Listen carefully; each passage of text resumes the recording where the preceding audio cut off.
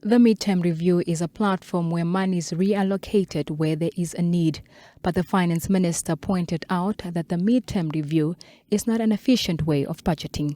It's creating some perverse incentives in such a way that you don't do proper budgeting at the beginning, and in the middle of the year, that's where you come up with all this kind of crises. So and that will make us do budgeting twice in a year, which is not something that is desirable. So we are moving away from that process.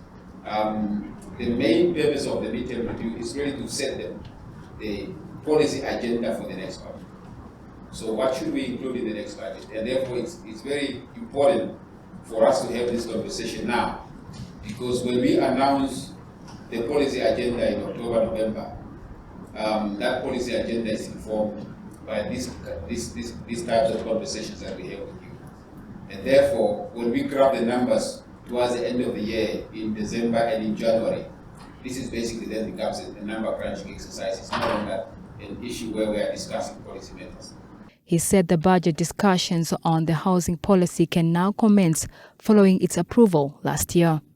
So that's why in the budget you will see that there is a specific line item that is looking at how do we fund the programs in the revised housing policy. Specifically, there is 700 million that has been set aside for informal sector upgrading, land servicing, mass land servicing upgrading, because that's the emphasis of the new housing policy. It's no longer about building houses, but more importantly, to help local authorities to service more land so that people can be given a place that they can call their own. Some will be able to build their own houses with loans from commercial banks. Some will build over time, because we believe that way we can make a significant dent in the housing backlog problem.